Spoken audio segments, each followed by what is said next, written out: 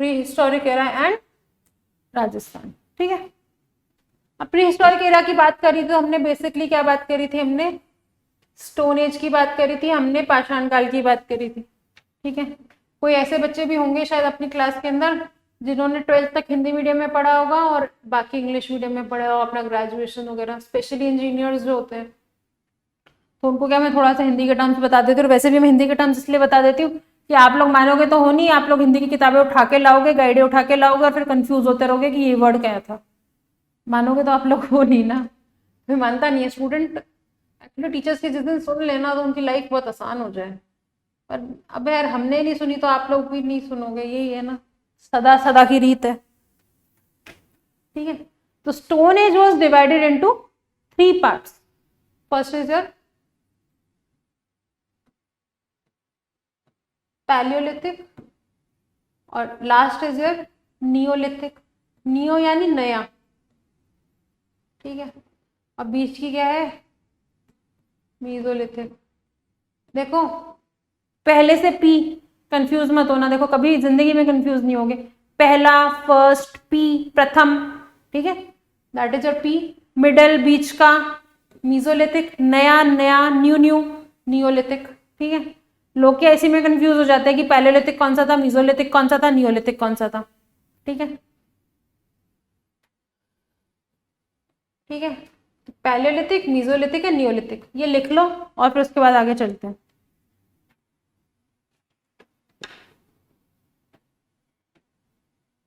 ऐसे ना चीजों को अगर कहीं भी कंफ्यूजन हो तो अपना कुछ खुद का निमोनिक्स बना लिया करो, वरना जो पॉपुलर निमोनिक्स है ना उसके हिसाब से याद कर लिया करो। अब जरूरी नहीं कि वो निमोनिक आपको हिंदी में ही मिले या इंग्लिश में ही मिले। अब मैं आगे हिस्ट्री पढ़ाऊंगी ना तो मैं बहुत सारी चीजें ऐसे हिंदी में, हिंदी के निमोनिक्स के हिसाब से पढ़ाऊंगी, क्योंकि उनकी वो ट्रिक्स प्रेवलेंट है तो क्या वो बच्चों को याद हो जाती है, बहुत ईजी हो जाता है, एक सेंटेंस सा कुछ बन जाता है या फिर एक कोई जोक सा बन जाता है। ठीक है, तो उसके हिसाब से क्या होता है कि वो याद रहने में ना आसानी हो जाती है चीजें। ठीक है, लिखो। This period reveals the initial information. This period reveals the initial information about the evolution of man. This period reveals the initial information about the evolution of man.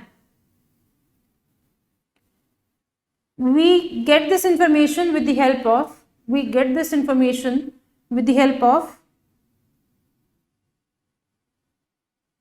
certain tools used by them, or the caves in which they inhabited, or the caves in which they inhabited.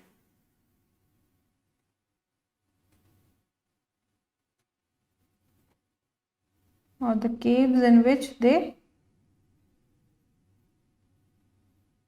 inhabited. ठीक है, these tools are about 1.5 lakh years ago. These tools are about 1.5 lakh year ago. About लिखा है, देखो approximate time लिखा है, क्योंकि क्या है हमें एग्जैक्टली नहीं पता चलता, चाहे हम C14 कार्बन डेटिंग यूज कर ले। देखो C14 क्यों है, क्योंकि कार्बन का 14 टाइप यूज करते हैं। ठीक है, तो C14 अगर हम कार्बन डेटिंग यूज कर लें तब भी हमें क्या उसका एग्जैक्ट टाइम नहीं मिलता है। हम अबाउट, अप्रोक्सीमेट, ये बहुत सारी चीजें अभी हम ये वर्ड यूज करना सीख जाएंगे। लगभग हिंदी में होता है लगभग, आसपास, उस काल, दैट एरा, है ना। अप्रोक्सीमेशन थोड़ा सा हिस्ट्री में चलता है, जहां जहां पे भी मुझे ऐसा लगेगा ना कि आपको एग्जैक्ट वो फैक्ट याद कराना है तो मैं अंडरलाइन करा दूंगी या मैं बोल दूंगी कि ये याद कर लो। और जहां पे मुझे खुद श्योर नहीं है या अप्रोक्सीमेट्स बहुत सारी बुक्स में लिखा हुआ है तो मैं आपको बोल दूंगी कि इसको अप्रोक्सीमेट ही याद रखो। ठीक है, these tools are about 1.5 lakh years old. Evidence of Stone Age has been obtained from valleys and adjacent places. Evidence अब कहाँ कहाँ मिले थे, ठीक है। Evidence of Stone Age has been obtained from the valleys and adjacent places of river Banas Bedach, river Banas, Berach, Berach की spelling लिखो। बनास देखो ऐसे नहीं, ऐसे लिखना BANAS बनास, ठीक है, बेड़च। BERACH, बेड़च, स्पेलिंग ऐसे ही आएगी, ठीक है। हट जाती हूँ से। River Banas, river Berach, river Gambhiri, Gambhiri तो आसान है, स्पेलिंग लिख लोगे।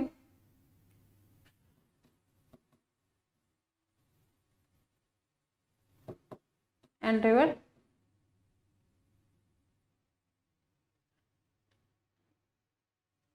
Chambal. Evidences of Stone Age has been found from the valleys and the adjacent places of river Banas, river Bedach, river Gambhiri, river Chambal, etc. etc. 4 लिखने के बाद etc. क्योंकि अब हम वैसे तो डिटेल में पढ़ रहे हैं ना, this is just an introduction for you, ठीक है। This era was divided into 3 parts: Paleolithic, Mesolithic and Neolithic. This era is divided into 3 parts: Paleolithic, Mesolithic and Neolithic, ठीक है। यहाँ तक कोई समस्या, परेशानी, शिकवा, शिकायत? देखो हिस्ट्री बड़ा बोरिंग और गंदा सा सब्जेक्ट है, नींद आने लग जाएगी, तो थोड़ा सा हंसी मजाक कर लेना चाहिए। कोई सवाल ववाल हो तो पूछ लेने चाहिए, कुछ डाउट हो तो पूछ लेना चाहिए। हिस्ट्री में जनरली बच्चों को क्वेश्चंस रहते हैं, किसी को लॉजिकल बैकिंग नहीं होती ना। अच्छा चलो छोड़ो, आ जाओ। अब मैंने बोला कि हमें कहाँ कहाँ इनके हमारे को साइट्स मिली हैं। हमें valleys and adjacent places, valleys यानी घाटियां, यानी जहां से, वैली कौन सी जगह होती है? एक बचपन में ऐसे माउंटेन्स बनाते थे ना, बीच में से क्या एक रिवर निकालते थे, इधर सन बना दिया, ऐसे ही बनाते थे ना ड्राइंग, और यहाँ पे बीच में से रिवर बना देते थे। देखो हम छोटे थे तब भी कितने समझदार थे। Valley is this V shaped area in between the mountains जहां से रिवर निकलती है। रिवर को निकलने के लिए कोई ना कोई पैसेज चाहिए होता है। हम छोटे थे तब भी कितने समझदार थे, हम हमेशा वैली में से ही निकालते थे रिवर, दो पहाड़ों के बीच में से ऐसे ड्राइंग बना के निकालते थे ना। This valley is your V, this valley is your V, ये वाला।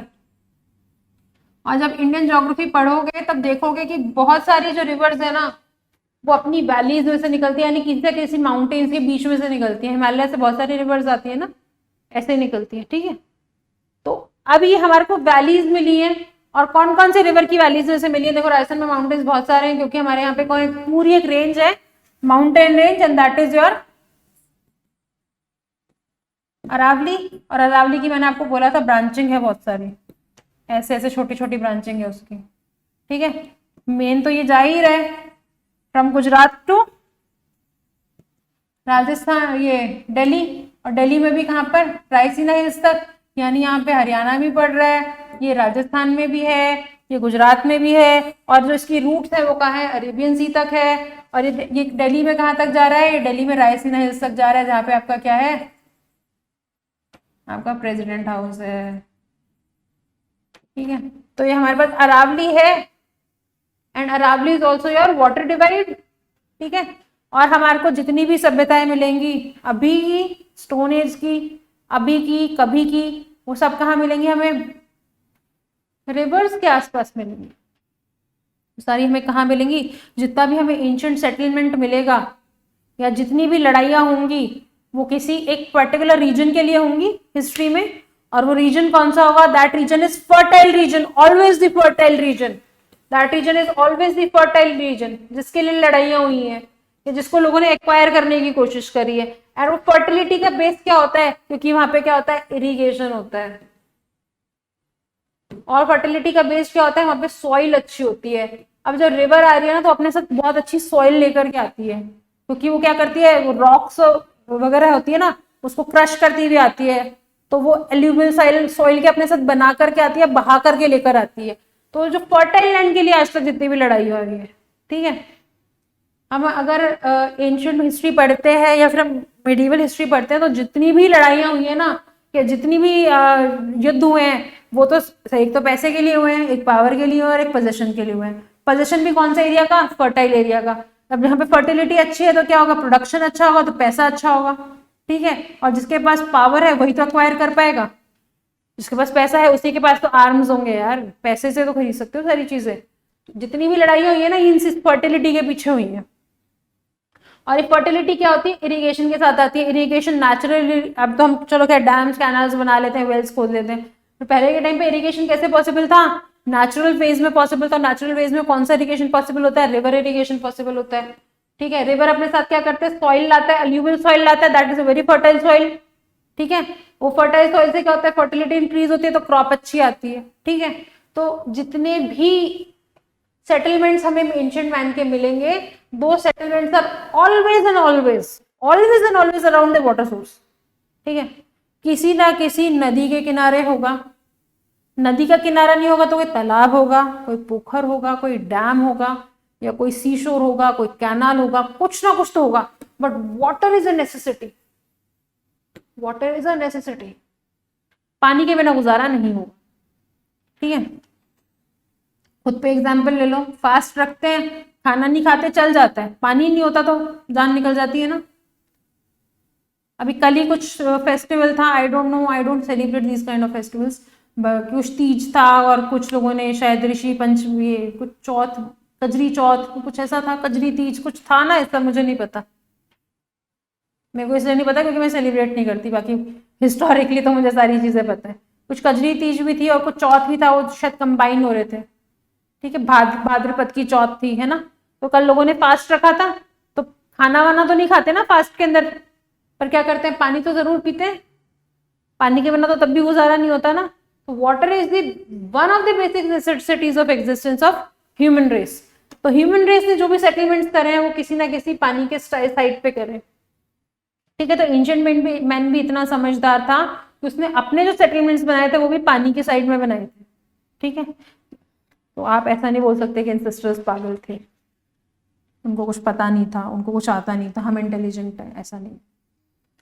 ऐसे लोग बोलते हैं ना कि साइंस ने तरक्की कर ली, पहले ये चीज अवेलेबल नहीं थी, पर उसके ऑल्टरनेटिव्स अवेलेबल थे, ऑल्टरनेटिव्स अवेलेबल थे। ठीक है, अब लिखो, सबसे पहले लिखो पैलियोलिथिक एज। हम स्टोन एज लिख रहे थे, उसके अंदर सब सेक्शन, सब हेडिंग डालिए पैलियोलिथिक एज।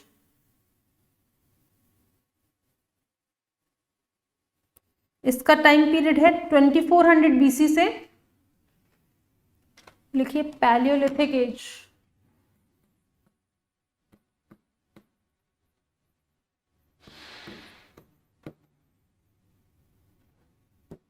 अपने नोट्स अच्छे बनाना, आपको यही नोट्स आगे तक काम आएंगे।